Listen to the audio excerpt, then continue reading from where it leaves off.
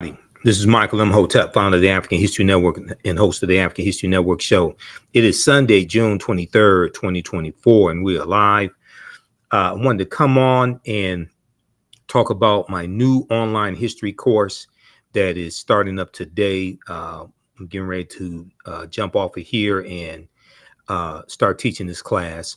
It's called Black Resistance Movements from the Haitian Revolution, U.S. Civil War, Civil Rights Movement, and Black Power Movement, 1800 to 1968. So this is an exciting 10-week online course that I'm teaching. I wanted to come on and give you all a brief overview of the class. Okay, so this class focuses in on history from 1800 to 1968 till about 1971, with the start of the war on drugs, declared June 17th, 1971 by Richard Nixon. Okay, and this class focuses on what leads up to the Civil War taking place. What are some of the laws and policies put in place that lead us to where we are right now? We deal with the Jim Crow era, the Reconstruction era, in the aftermath of the insurrection that we saw on January 6, 2021 at the U.S. Capitol. Many leading historians drew parallels between the violence that we saw January 6, 2021 and the Reconstruction era, which is from 1865 to 1877. Okay, the Reconstruction era, right after slavery ended.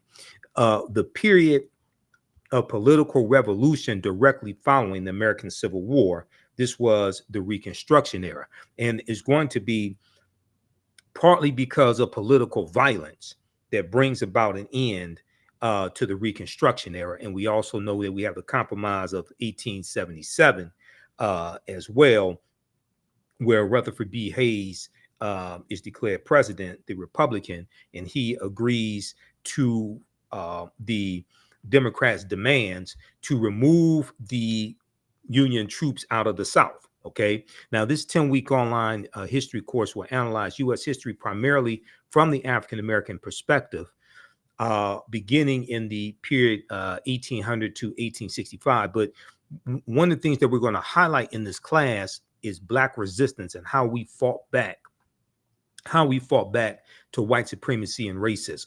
Okay, this course looks at different ways African Americans fought back against racism between 1800 to 1968.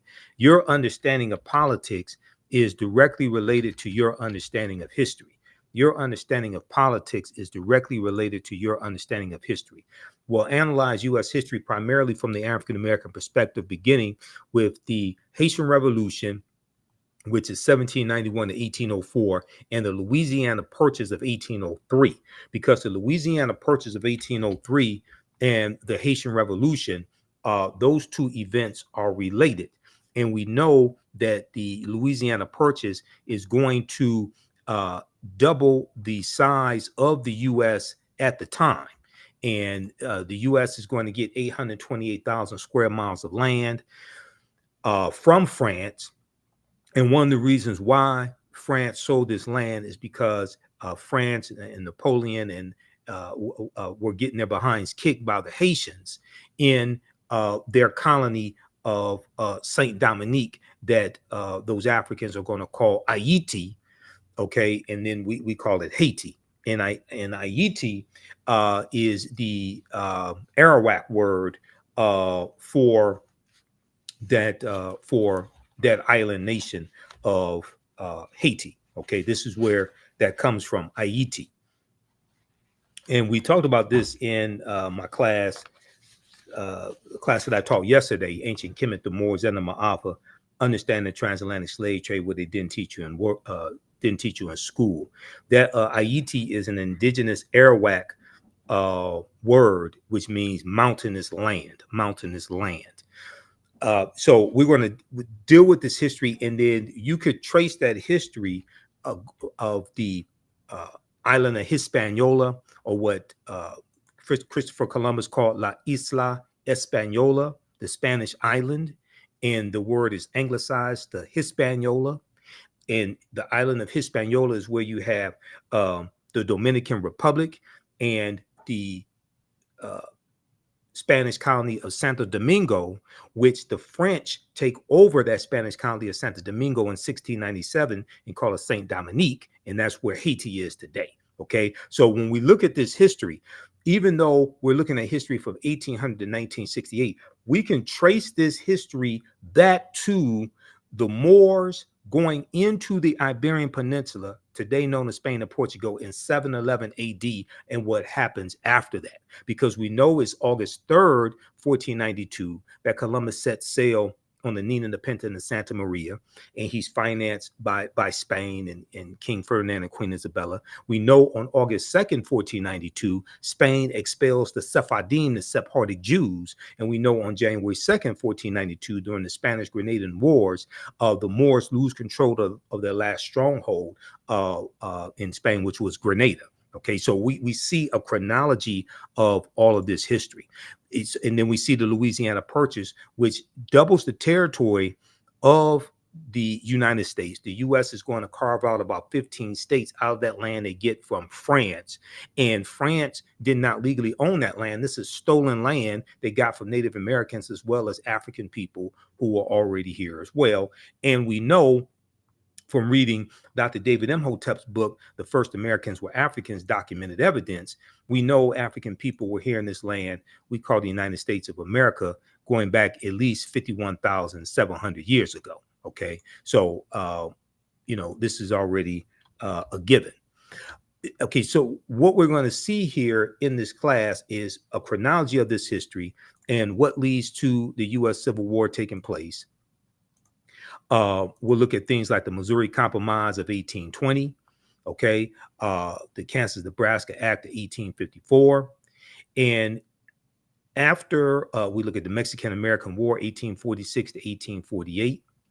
And after the Civil War ends with the, General Robert E. Lee surrenders to General Ulysses S. Grant at Appomattox Courthouse in Virginia, April 9th, 1865. And then you have June 19th, 1865, Juneteenth. But as we will look at in this class, we know that the Emancipation Proclamation did not free the slaves. Okay, the Emancipation Proclamation did not free the slaves. We know that the border states of Maryland, Missouri, Kentucky, and Delaware, they were all exempt from General Order Number 3.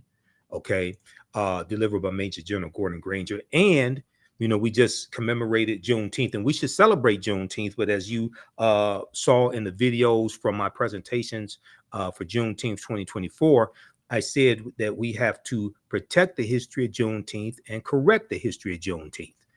And June 19th, 1865, when those enslaved Africans in Galveston, Texas, got the word that they were freed, that was not the last day of slavery, because Kentucky and Delaware did not abolish slavery until December 18th, 1865. And that is when the 13th Amendment was adopted. We know that when Georgia ratifies the 13th Amendment, December 6, 1865, Georgia becomes the 27th state to ratify the 13th Amendment, and it becomes law, and it's adopted December 18th. So Kentucky and Delaware did not abolish slavery until 6 months after Juneteenth. So how could Juneteenth be the last day of slavery? Okay, so what a lot of these reports that you hear in the media are basically false about Juneteenth. Okay, so we go through and we look at some of these original documents. We look at the U.S. Constitution, Emancipation Proclamation, things of this nature. And the Reconstruction Era is a very, very important period of history that's not talked about a lot in schools. Okay, and Americans, number one, are very ignorant of history, but Americans know very little about the Reconstruction Era as well.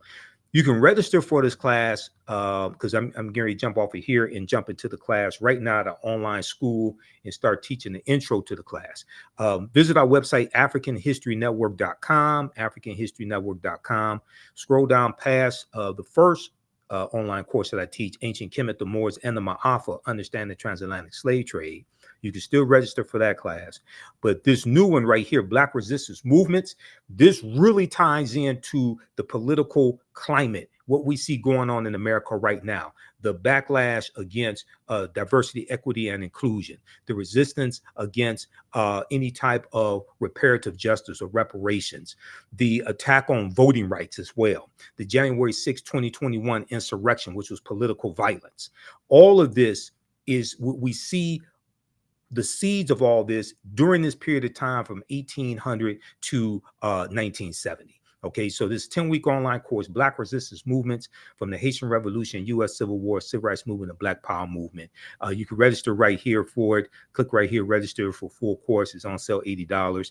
You can register for both classes. We have a bundle pack for $120. It's about a $300 value. There's going to be some bonus content. You're going to get my Juneteenth lecture free when you register for this new class as well, Black Resistance Movements. Okay, so visit our website, AfricanHistoryNetwork.com. and register for it, and we'll see you in class. I want to go back to this PowerPoint presentation. These are some of the actual slides from the class. There are 80 to 100 articles that we look at in this course, and there are numerous slides that I put together for this class as well. There's 2 binders full of articles that I teach, because it's really close to about 100 articles that we look at here. So we go through, we look at the 13th Amendment. Now, contrary to popular belief, people think the 13th Amendment has an exception clause because it says, except as punishment for a crime whereof the party shall have been duly convicted, shall exist within the United States or any place subject to their jurisdiction. So people are under this misconception, oh, well, this is why you have mass incarceration, because of the 13th Amendment. No, that's false, okay? What is the 13th Amendment? What law is the 13th Amendment based upon? The 13th Amendment is based upon what's known as the Northwest Ordinance of 1787. The Northwest Ordinance of 1787 dealt with the Northwest Territory. It dealt with Michigan, Ohio, Indiana, Illinois, Wisconsin, and Minnesota.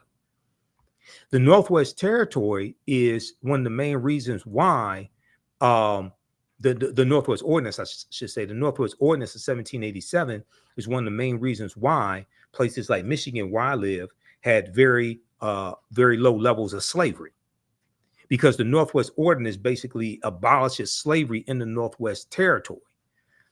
And when I did my presentation for the Detroit Reparations Task Force on March 2nd, 2024, some of you all have seen the video of that lecture because I've been rebroadcasting it on my social media platforms. I talk about the Northwest Ordinance there, officially titled An Ordinance for the Government of the Territory of the United States, Northwest of the River Ohio. The Northwest Ordinance was adopted on July 13, 1787 by the Confederation Congress. Okay, this is the same Congress. This is who drafts the U.S. Constitution. Okay, in 1787 at the Philadelphia Convention, the Confederation Congress, the one-house legislature operating under the Articles of the Confederation. So the Northwest Ordinance chartered a government for the Northwest Territory, provided a method for admitting new states to the Union from the territory, and listed a Bill of Rights guaranteed in the territory. And one of the things that it did was basically forbade slavery. A Bill of Rights protecting religious freedom, the right to a writ of habeas corpus, that means having your day in court before, being convicted, the benefit of a trial by jury, and other individual rights. In addition, the accordance encouraged education and forbade slavery. So this is why, like in 1832, Michigan had in 1830, the U.S. Census showed Michigan only had 32 slaves. In 1773, we know Detroit had 73 slaves. Okay, but after that, in 1787, you're going to see a drastic decline in the number of slaves that the Michigan Territory has, and then Michigan becomes a state in the Union in 1837, and it gets admitted to the Union as a free state. So this is why I said that the people that, even though slavery did exist in Michigan, there was very low levels of it. And also many of the numbers that you see talking about the number of slaves in Michigan, that also included Native American slaves. And at one point, Native American slaves outnumbered African slaves 3-1. So this is why when we talk about reparative justice, we have to specifically understand the history of the city or state that we're talking about. We can't just run around talking about slavery, slavery, slavery. You owe us $17 trillion. That's not going to work. Yeah, I mean, go watch my presentation. I got deep into this. Okay, so then so we go through and take you throughout history. We look at the Reconstruction era, right? The Reconstruction era is not talked about a lot in schools. And there was a excellent article from time.com, Time magazine, that I use in the class. And it deals with how schools are not teaching about the Reconstruction era. And the Reconstruction era is extremely important to understand because it helps us better to contextualize what is taking place right now. What is taking place right now? The attack on critical race theory, okay?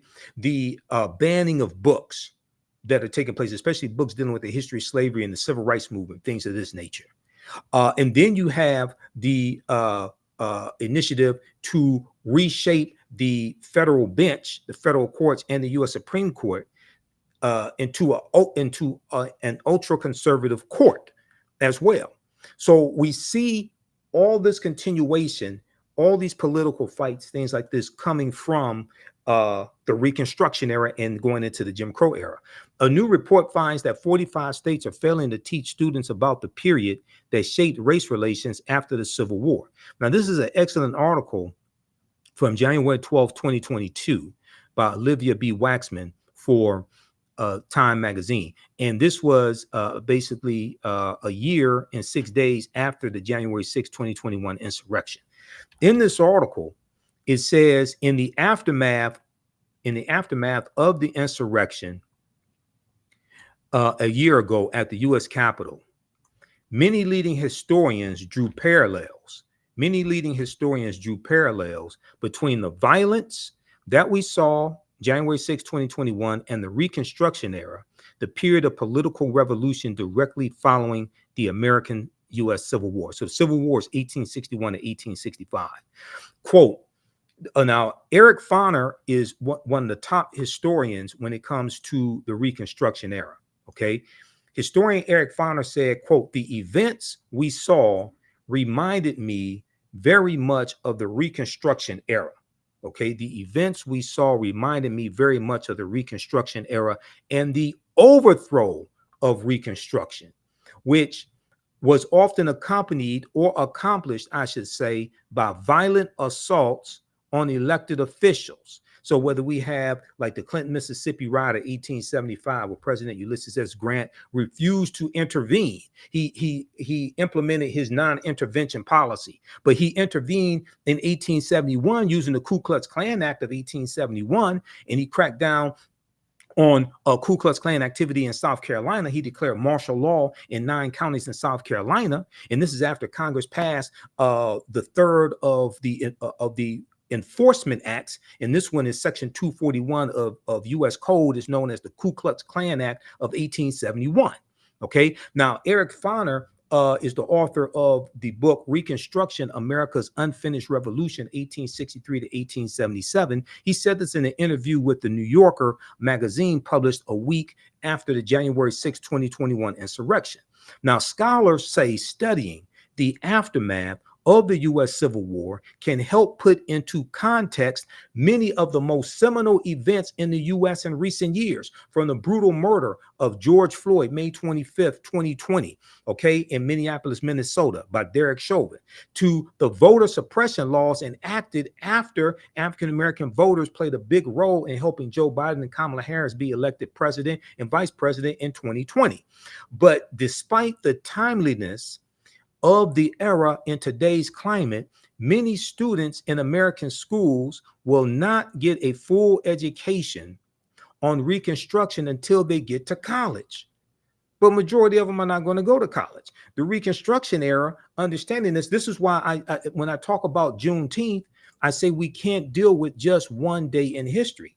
Juneteenth leads you to the Reconstruction era, 1865 to 1877. It leads you to the Civil Rights Act of 1866, which allows African Americans to enter into legal contracts and negotiate wages. And it's the Civil Rights Act of 1866 that's being used against us now in these anti-diversity, equity, and inclusion lawsuits that white conservative Ed Bloom is filing. He filed it against the Fearless Fund, the African American women who give out grants to businesses of women of color. And Ed Bloom is saying that they're discriminating against white business owners. It played a part also when we deal with the affirmative action being overturned in college admissions. That was Ed Bloom, conservative activist Ed Bloom, who filed that lawsuit once again. So one of these Reconstruction laws and the 1866 Civil Rights Act, that was the foundation of the 14th Amendment of 1868. Now you have these white supremacists using these laws against us that were created for us. And this is why we have to understand this history and understand, and your understanding of politics is directly related to your understanding of history. Okay. And this is why I say we have to practice political self-defense, understanding how these laws and policies impact African Americans, impact our economic condition, how to weaponize our vote, how to fight back against these people, take them out of power, vote them out of office, and understanding how to protect gains that have already been made. If you don't understand history, you don't understand the gains that have been made. The attack on voting rights, Senate Bill 201, okay, coming out of Georgia. That's very similar to the attack on voting rights, African-American voting rights, that we saw at the Mississippi State Constitution, the Mississippi State Convention in 1890, okay, shortly after Reconstruction ends. And they're rewriting the Mississippi State Constitution to oppose poll taxes and literacy tests, to suppress, it was specifically designed to suppress the African-American vote. There's an excellent article from the Washington Post called "The Mississippi Plan to Keep Blacks from Voting in 1890." Quote, "We came here to exclude the Negro," end quote. Now, that quote, "We came here to exclude the Negro," is a direct quote from Solomon Saladin Calhoun, who was the white county judge who presided over the Mississippi State Convention. And he said, "Let's tell the truth if it bursts the bottom of the universe. We came here to exclude the Negro. Nothing short of this will answer." Because African Americans were the majority of the population in Mississippi, and we were the majority of the voters. Okay. So they're trying to take back power. They imposed, the delegates eventually adopted a literacy test and a poll tax geared to suppress the black vote in a state with a black majority. The Mississippi Plan became the model throughout the South, part of a raft of racially oppressive Jim Crow laws that ended Reconstruction. What you're going to see is other states adopt similar laws. South Carolina, 1895, Louisiana, 1898, Alabama, 1901. You're going to see Georgia, Oklahoma. It's the same thing that happened after Senate Bill 201 passed. Okay, out of Georgia, other states, especially many of these former Confederate states, they started passing similar bills. Okay. And what are they doing? They're cracking down on mail-in ballots, okay? And they're trying to find ways to suppress the votes of African Americans, Latinos, Asian Americans, white college students as well. It's not just targeting African Americans. We are the main target, though, because we have historically been targeted, because there has always been a fear of African American political power in this country. Read the article from motherjones.com. Now, you know I'm a national political commentator. You see me on Roland Martin Unfiltered every Friday. You see me on the African History Network show. I just did Attorney Areva Martin show this week as well, this past week. You know, she's a CNN legal analyst, Areva Martin. So I was on her radio show on 1580 AM KBLA out of Southern California, which is Tavis Smiley's radio station. I did the Carl Nelson show on WOLB Baltimore, Radio 1. I did his show on Monday, June 17th. We dealt with Juneteenth history and politics and the 2024 presidential election, etc. Look at this article right here, May 13th, 2021. Leaked video, Dark Money Group brags about writing GOP voter suppression bill across the country. Quote, we did it quickly and we did it quietly, end quote, said the executive director of Heritage Action. Now, this is an excellent article that I use in my classes. This is written by Ari Berman and Nick Sergey. Ari Berman used to write for thenation.com. And during the 2016 presidential election, Ari Berman wrote a series of articles dealing with the voter suppression that was taking place during the 2016 presidential campaign. And he has one article that deals with how there are 868 fewer polling places to vote at in the 2016 campaign. That's a direct result of Shelby County versus Holder, U.S. Supreme Court case of 2013, which gutted Section 5 of the 1965 Voting Rights Act. Well, the reason why you needed the 1965 Voting Rights Act is because of what happened in Mississippi in 1890 at the Mississippi State Convention. And what happened in Florida in 1889 when Florida was the first state to have poll taxes, and what happened in South Carolina and Georgia and Alabama when they rewrote their state constitutions.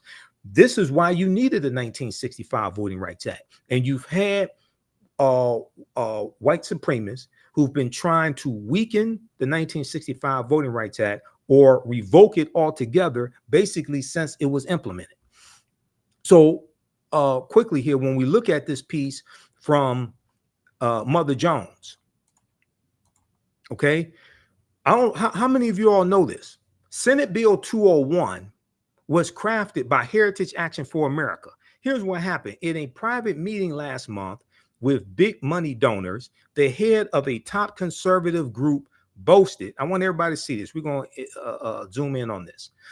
The head of a top conservative group boasted that her outfit had crafted the new voter suppression law in Georgia and was doing the same with similar bills for Republican state legislators across the country. They did it with Senate Bill 201 in Georgia, and they did it with other similar bills in Republican state legislators across the country. Quote, in some cases, we actually draft them for them, end quote, she said, or we have a sentinel on our behalf, give them the model legislation so it has that grassroots from the bottom up type of vibe, end quote. The Georgia law had, quote, 8 key provisions that Heritage recommended. Jessica Anderson, the executive director of Heritage Action for America, a sister organization to the Heritage Foundation, told the foundation's donors at an April 22nd gathering in Tucson, Arizona, in a recording obtained by the watchdog group documented and shared with Mother Jones. Those included policies severely restricting mail ballot drop boxes, preventing election officials from sending absentee ballot request forms to voters, making it easier for partisan workers to monitor the polls, preventing the collection of mail ballots, and restricting the ability of counties to accept donations from nonprofit groups seeking to aid in election administration. Okay, now this law was signed into law by Georgia Governor Brian Kemp. And when he signed it, he was in a room with all white men, and he's sitting down at the desk, and above him is a painting of a slave plantation. Go research this when they did this, okay? But check this out. It gets deeper. Do you know who the Heritage Foundation is? The Heritage Foundation is an ultra right-wing conservative think tank, and they're the ones who engineered Project 2025. The Heritage Foundation. Have you heard about Project 2025? All of this stuff, all the history and politics is connected.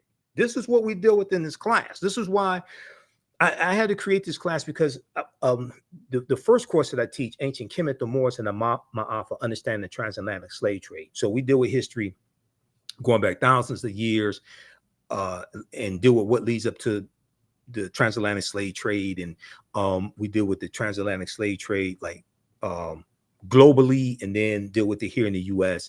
And, you know, we leave off like in the early 1800s. But I realized That crucial period of time from 1800 to 1970 or so, we really have to focus in to understand what happened during that period of time, because that puts us on the direct trajectory to where we are today, especially the collapse of Reconstruction and then going into the Jim Crow era.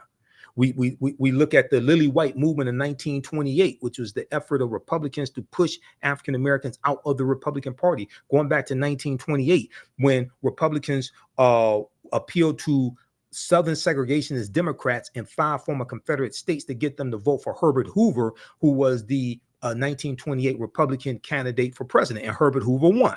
We know Herbert Hoover mishandled the Great Depression and loses to Franklin Roosevelt in the 1932 presidential election. Okay, so we get to see a chronology of all this history.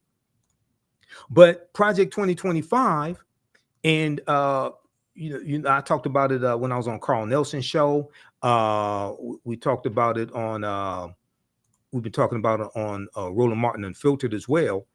But if you take a look at this, this is a 900 plus plan dealing with ultra right-wing policies that conservatives want to get put in place. And you have about 100 you have about 100 of these right-wing organizations that are signed on to Project 2025. I'm pulling up here an article. Okay, now there's numerous articles on this. Here's one from USA Today. If you haven't heard about Project 2025, you got to go research this. What is Project 2025? The Presidential Transition Project Explained. Now, this is from June 10th, 2024 from USA Today. This deals with giving more power to the president. This deals with getting rid of the Department of Education. This deals with the nationwide ban on abortion. This deals with weaponizing the Department of Justice as well. I mean, this stuff is deep. This deals with politicizing federal employees and getting rid of thousands of federal employees and implementing a loyalty pledge as well to be a federal employee. What is Project 2025? The Presidential Transition Project Explained. This is from the USA Today. The detailed plan to dismantle and reconstruct the government laid out by conservative groups known as the 2025 Presidential Transition Project has critics up in arms over its apocalyptic and authoritarian nature. The Heritage Foundation, a conservative think tank in Washington, D.C., led an effort to create the more than 900-page mandate for leadership published in April 2023. So this is the type of planning these people are doing. Reimagining the executive branch, and presented a plan to overhaul several government agencies, including the FBI, for the country's next conservative president to follow. Now, the Heritage Foundation did something similar in 1980 with their mandate for leadership. And and that was a book in 1980 that contained 2,000 policies they wanted the Reagan administration to adopt. The Reagan administration adopted 60% of those policies in the first administration of Ronald Reagan. And these were a lot of anti-African American policies. These policies calling for smaller government, attacking poverty programs, all different types of negative things like this. According to the project's website, the playbook provides a governing agenda and a lineup of people ready to implement it to, quote, rescue the country from the grip of the radical left. Rescue the country from the grip of the radical left. It includes a domestic and foreign policy agenda, a list of personnel, training, and a 180-day playbook. Read the rest of this here, dealing with Project 2025. Okay, There are numerous articles on this, and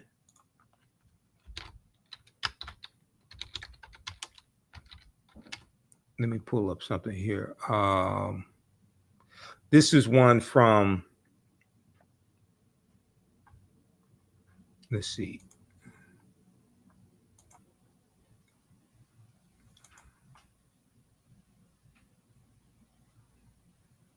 This is one from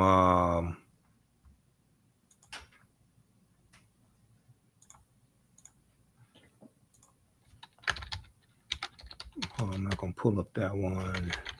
That's a video.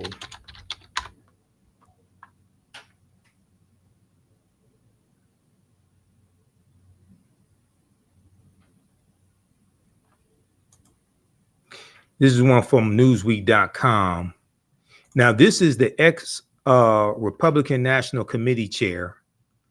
This is Michael Steele, who's African American, and he's confronting. So on the weekend on MSNBC, co-hosted by Michael Steele, they just had the guy who's the head of the Heritage Foundation on the show. They had him on this weekend.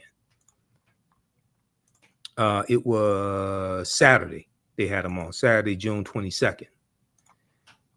Ex-RNC chair confronts Republican on Project 2025 plan to gut government, 2024.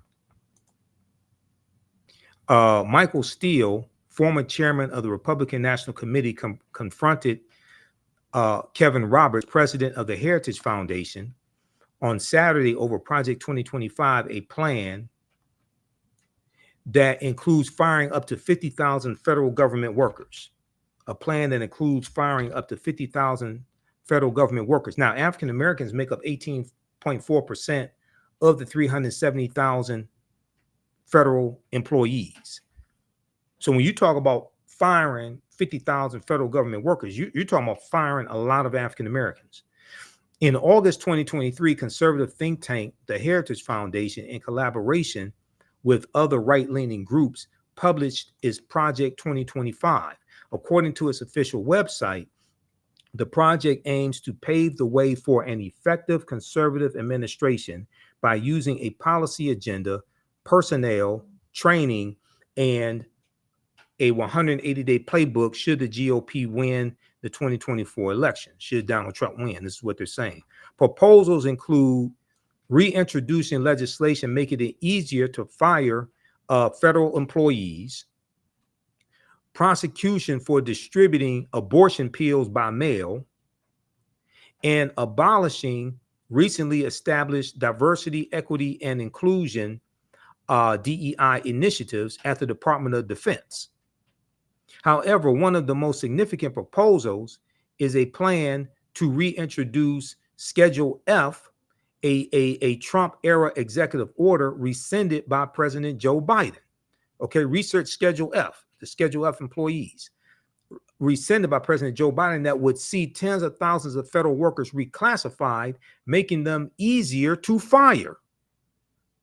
Once again, African Americans are 18.4% of federal employees.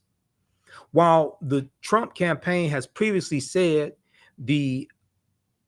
outside groups do not speak for the former president, Project 2025's 1,000-page proposal was drafted with input from a long list of former Trump administration officials who are poised to fill top ranks of a potential new administration, according to the Associated Press. Newsweek has reached out to Trump's campaign via email for comment. Now, during Saturday's MSNBC's The Weekend, former RNC chair Michael Steele, who is African American and the co-host of the program, he discussed the specific proposal of replacing federal workers, asking Kevin Roberts, a Republican and the head of the Heritage Foundation, about who will be replacing them. Quote, talk to us about what that looks like if Heritage is calling for removing 50,000 federal employees. Who are you replacing them with, and where do they come from? I suspect a lot of those people you are talking about have been in the federal service for a long time and served not just Republican administrations, but also Democratic administrations, Michael Steele said. Kevin Roberts mentioned political contributions as he claimed federal workers contribute to the Democratic Party. See, what they want to do is they want to go through and weed out federal employees, and they only want federal employees who will be loyal to Donald Trump. And that's not how federal employees work. Federal employees are not loyal to a president. They are employees that serve the country. They stay there for 20, 30, 40 years. They serve many presidents. They're not there to serve a president. What I mean is they serve under many presidents. They're not there to serve a president. They're there to serve the country, but they work under many presidential administrations. They're not there to be loyal to one person. That's not how this works. Quote, they have, and 95% of them who give political contributions give them to the Democratic Party. Kevin Roberts said, the head of the Heritage Foundation, they can donate to whoever they want to.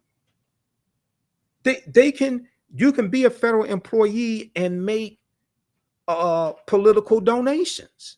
You have a right to do that. However, Michael Steele interjected and asked, quote, so you're going to fire someone because they wrote a check to a Democratic candidate? Kevin Roberts continued by doubling down on the efforts to replace civil servants, calling them unelected bureaucrats. Quote, now we're going to fire someone. He said, no, quote, no, we're going to fire someone, and the number needs to be more than 50,000 people, considering there are more than 2 million federal employees because of over the last century, the radical left has seen the administration state as the fourth branch of government. They're unelected bureaucrats, but ultimately we have to devolve power from the imperial city of Washington back to the people. You listen to this guy. This guy sounds crazy as hell. Go to msnbc.com. Go to the weekend, watch the interview that they did, that the TV, not the pop artist, The Weeknd, not him, the political show on MSNBC, The Weeknd. Okay, with Michael Steele and Simone and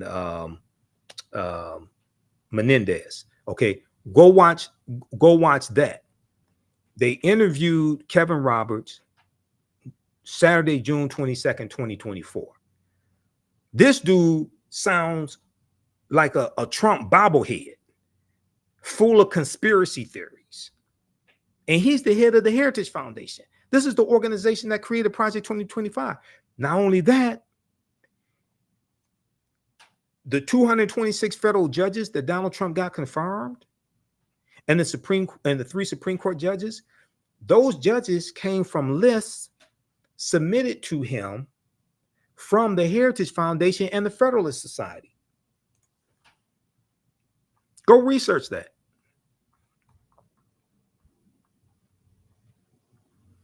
Okay, read the rest of this article here. This is how deep this is. Your understanding of politics is directly related to your understanding of history, because they both intersect. And when we study history from 1800 through 1970, and we're going to end in 1971 with Richard Nixon declaring his war on drugs after he ran for president in 1968 and won in 1968, and he won on the platform of law and order, which basically means lock up black people, protect white people. And he ran on a backlash to the civil rights movement, the Black Power movement, the rebellions taking place across the country, attacking the anti-poverty programs that the Great Society programs from President Johnson. He attacked a lot of those programs as well. Okay. So so how do you all like this type of information? Give us a thumbs up, give us a heart, give us a like. This is a very, very timely class, and this helps you to better understand what's taking place in the country right now, dealing with politics, news events, people reclaiming the Confederacy. We just did a story on Roland Martin Unfiltered where 2 schools in Virginia just voted to rename the schools after Confederate heroes because they changed the names of the schools in 2020 when you had a racial reckoning taking place in this country because of the killing of George Floyd. Now you see a recalibration. Now you see people trying to go back to the way it was because they want to hold on to white supremacy. You have a lot of people that want to hold on to the Confederacy. We're going to deal with the Confederacy in the class, but nations don't name schools and don't have monuments honoring traitors to that nation. The Confederacy, these were traitors who committed treason based upon Article 3, Section 3 of the U.S. Constitution. The U.S. Constitution defines treason. And they committed treason based upon Article 3, Section 3 of the U.S. Constitution. Now, a minute ago, I talked about the Ku Klux Klan Act of 1871. Okay, it was actually passed in 1871, right? How many people know that Traitor-in-Chief Donald Trump is being criminally prosecuted right now by special counsel Jack Smith using Section 241 of the U.S. Criminal Code, and Section 241 is the Ku Klux Klan Act of 1871. It's actually 1871, not 1870. How many people know this? Read this article here, okay? And once again, this is an example of how we see history and politics coming together, and how historical events shape policy and laws, and then laws shape historical events. This all happened during the Reconstruction Era, 1865 to 1877. Read this article from the Washington Post. Trump is charged under civil rights law used to prosecute KKK violence. Trump is charged under civil rights law used to prosecute KKK violence.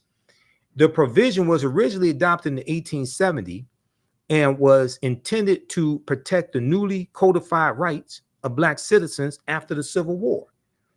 Well, it was the U.S. Department of Justice that was actually prosecuting these Klansmen.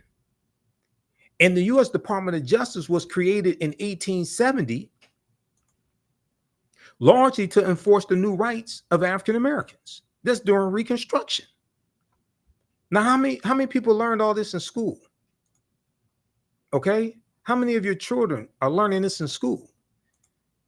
So then, when you see, this is why if you see me on Roland Martin Unfiltered and on the African History Network show, I tell you the work that Kristen Clark is doing in the Civil Rights Division of the Department of Justice, the work that Merrick Garland is doing, because the prosecution, the investigation, number one, and the prosecution of the January 6, 2021 domestic terrorists, that is the largest investigation the U.S. Department of Justice has ever done since they were created in 1870.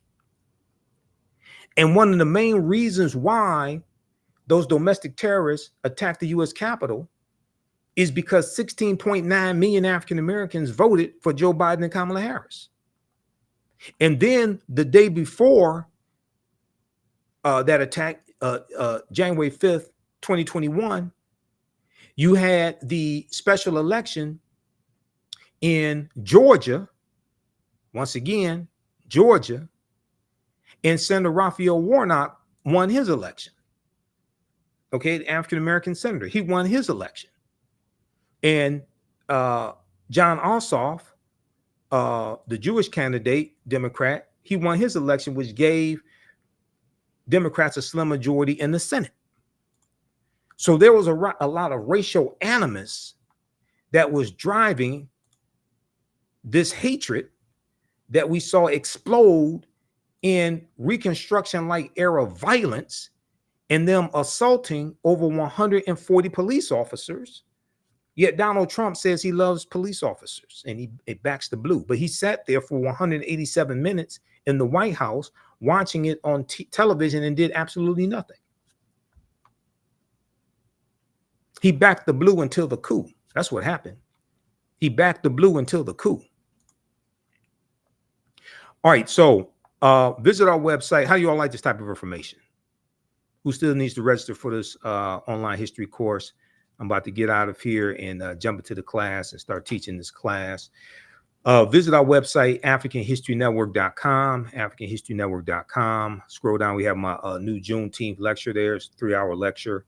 If you register for this class, you're going to get the Juneteenth lecture in digital download format. Okay. But you can order it in DVD or digital download format. You can register for the first class I teach, Ancient Kemet, the Moors, and the Ma'afa, Understand the Transatlantic Slave Trade, what they didn't teach you in school. Now, we do the sessions live. All the sessions are archived and recorded. You can go back and watch these anytime. So even after the course is over with, you can still go back and watch the class. Okay. A year from now, 2 years from now, you'll still have full access and you can watch the class. This content is PG-13, so you can use this with your children. Okay, so it's not overly graphic. I don't do a lot of cursing or anything like that.